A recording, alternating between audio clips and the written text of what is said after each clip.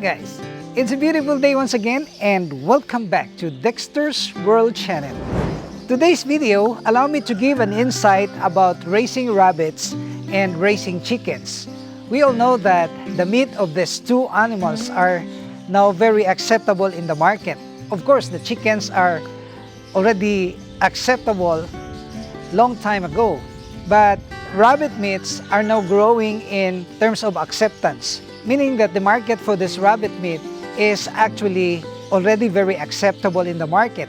And I have tried it myself. I am now really a rabbit meat eater because I already have tried eating the meats of these rabbits. As you can see right here, we have so many kids that we have allowed to roam around and pasture them, because it is in this method also that they will develop their muscles and they will become happy. Actually, they are feeding on the grasses that are here, and we normally do this 3 times a week. When the weather is good, when it's not raining and the heat is not so much, then we allow these kids to roam around and play and eat the grasses. Maybe you will ask, Dexter, what is this business? Well, this business is actually geared towards producing meat, and maybe you will object if I will say that we're gonna produce meats, because this is actually the objective of this rabbit farming, to produce meats, and of course you can also have them as pets. Well, in this rabbit farming, the sad thing is when we're gonna butcher our rabbits for meat, and this is the hardest fact to accept because we are trained to believe that these rabbits are pets. I would like to raise our awareness about this rabbit meats, because these rabbit meats are good for our health. And in fact, today I will teach you how to cook the rabbit meats. And what I have in mind is to show you how to make the rabbit meats with the kari-kari powder. This is one recipe that I have in mind that we are going to cook right now, this rabbit curry. And also, I would like to show you how to roast rabbits, because these rabbits are best served when it is roasted.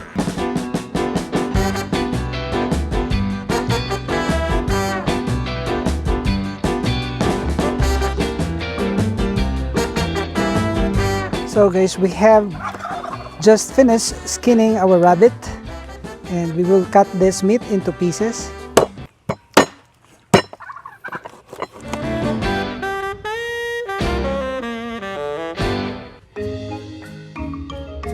So guys, we were able to have a clean meat of 3 kilos out of the 2 rabbits. So this will cost around 4,500 because per kilo of this rabbit is sold at 1,500.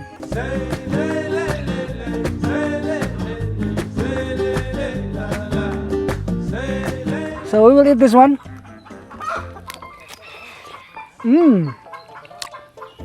Really tastes good.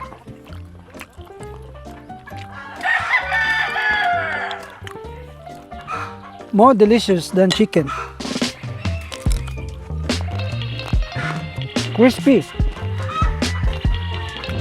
But today's video, I am so much encouraged to tell you the issue about, is it good to raise the chickens and the rabbits side by side?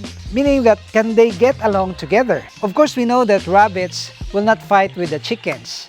But I must tell you that it is not a good idea if you're gonna put your chicken coop side by side with your rabbit house, because there are things that will certainly happen when you're gonna do so. The first thing that I had experienced was that if you are going to raise chickens side by side with the rabbits, all of them will not really become successful. You will not become successful in your business of chicken raising, and you will not also become successful in your business of rabbit keeping. Take for instance the experience of my friend. Ferdy had been raising chickens alongside with the rabbits. He observed that these rabbits are actually contracting disease.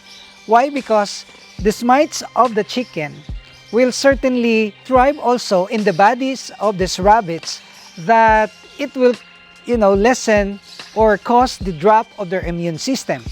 And once the immune system are already dropped, these things will occur. Chickens are carrier of mites that will cause the sudden drop of your rabbit's immune system.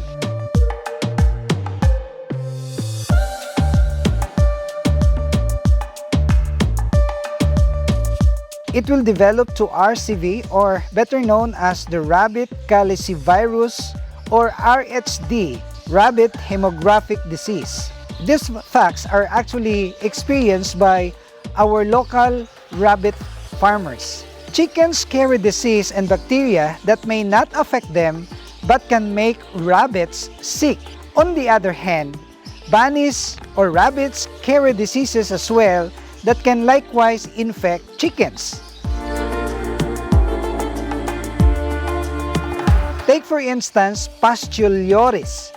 These are actually a common disease like cholera that is transferred from the rabbits to chickens. If chickens will eat rabbit feces and defecate wherever they are, it is likely that both species will share disease, which could prove fatal.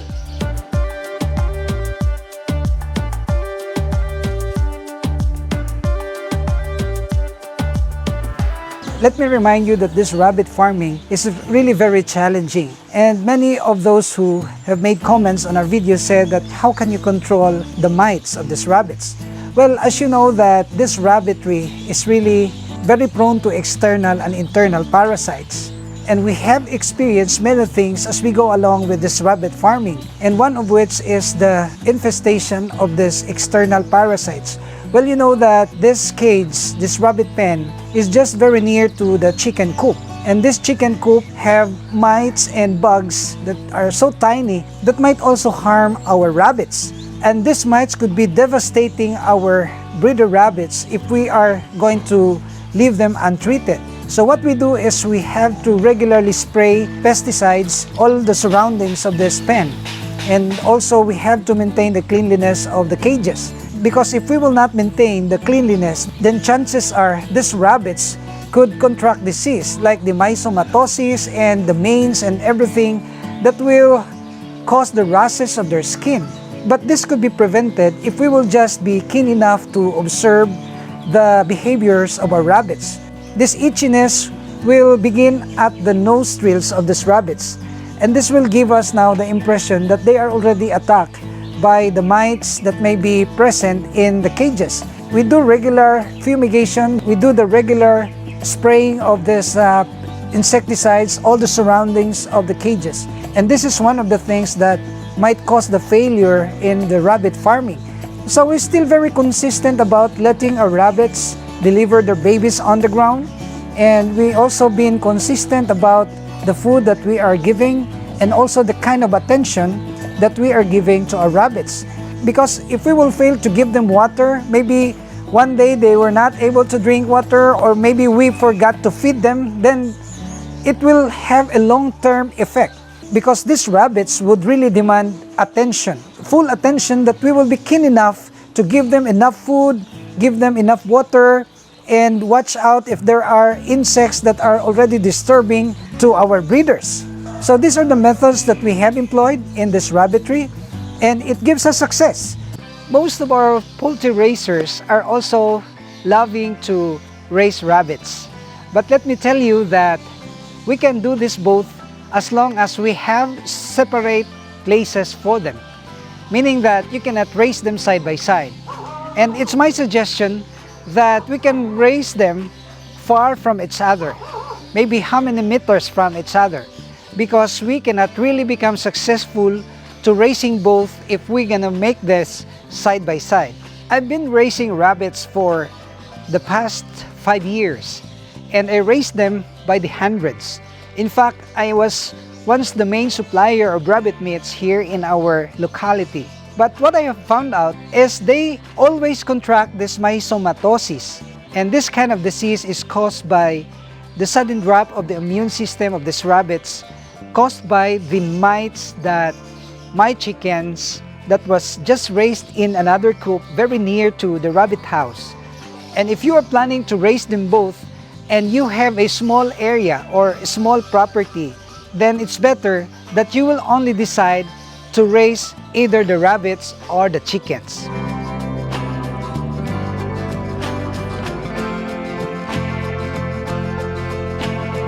Raising rabbits is not actually difficult because you can just get grasses, you can just, outsource food from everywhere. And also chickens are easy if you're going to free range them. So these are the things that I had experienced.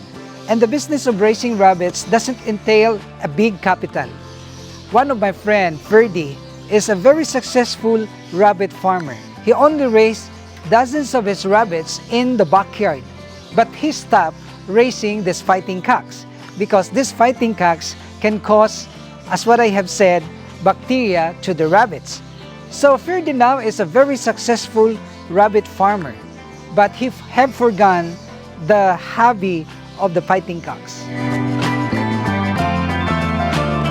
We cannot have everything, so it's better if we gonna engage in rabbitry, then of course we should focus on the rabbitry because it's in the giving of the 100% time and focus that will make us very successful. But if you're gonna decide to raise chickens, then I must suggest that you will focus on the chickens. But you can do both projects so long as you have this big area that you will not raise them side by side. This is just a piece of advice. So thank you guys for watching. I hope that you will continue to like and share our videos. And if you are not subscribed to the channel, may we humbly ask you to please subscribe and hit the notification bell because we are uploading informative videos regularly only here at Dexter's World.